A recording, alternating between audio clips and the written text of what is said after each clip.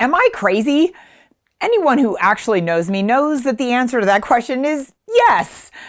Why in the world have I chosen to run at this point 24 half marathons, in addition to numerous 5 and 10Ks and other fun runs? And yes, I am training for my next one. The simple answer is because I love to push myself to my limits. And yes, I also love medals and hash browns. Actually, there is one additional reason. I was 6 years old on that September day when my dad married my stepmom. Life became very challenging for me. Irma, my new stepmom, was everything my angel mother was not. Fiercely independent, women's libber, with short, cropped hair who smoked a pack of cigarettes a day. For an adopted little girl who had just lost the only mother she ever knew, life was moving very rapidly, literally. We moved out of our home in Dublin, California, to a townhouse in Walnut Creek. Next, because Irma Ann wasn't happy with that dynamic, she discussed with my dad about sending me back to the adoption agency like I was a puppy that wasn't working out. Of course, my dad vigorously put his foot down that we were so not doing that. She wasn't done trying to get rid of me. She then suggested that I be sent to a boarding school in Colorado, and again, my dad vehemently refused. Thank heaven above, I was still the center of his world. They compromised on me being babysat by a family who lived about 5 blocks away.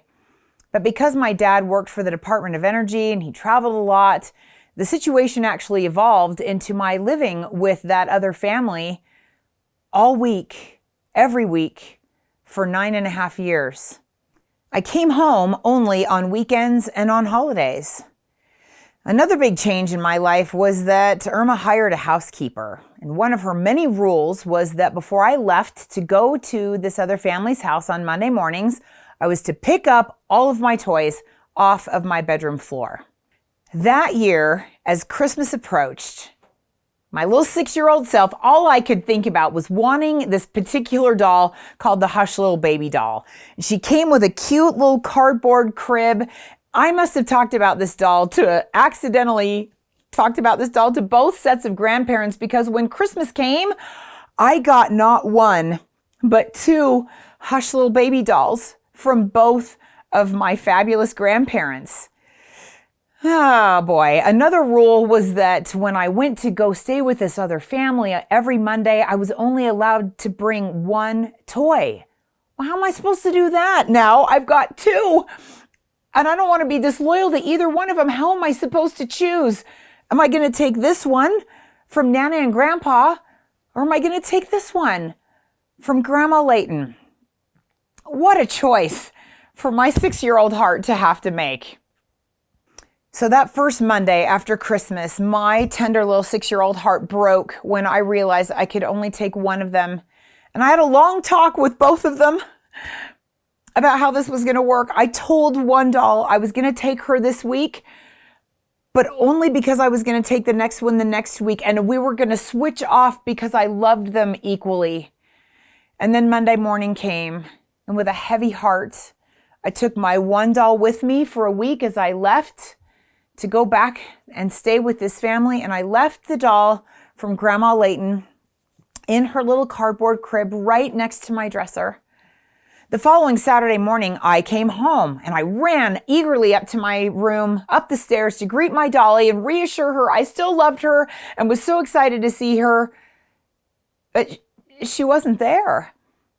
She wasn't there. The crib wasn't there. Not there. They were both gone.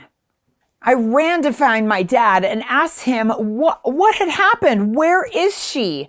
And he angrily confronted Irma. She snarled in defiance at both of us that she had told the housekeeper to throw the doll and the cardboard crib away because I had left them on the floor. I had broken her rules, and she was going to establish rules and order and boundaries with me in her house. My heart was absolutely broken, and this experience actually scarred my little heart for life. Today, I run for medals because I want and need tangible things that no one can take away from me. On the morning of my 20th half marathon, my friend Janet posted something really funny on my Facebook wall. It said, "You do know you don't have to do this, right?" I thought it was funny, but I also thought it served as a powerful reminder. I chose this. I want this. I know what I'm doing. I know why I'm doing this. Even though my personal race has been difficult and challenging and it's had its struggles, I choose to finish strong, and so can you. Have you ever thought about why you do what you do? What matters most to me? In his groundbreaking TED Talk and New York Times best-selling book, Start With Why, Simon asks us to communicate from what he calls the inside out.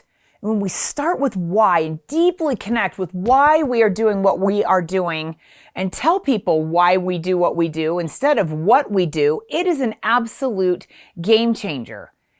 You need to find your why. It will change everything for you. Thank you so much for going on this journey with me. And now let's go get those hash browns.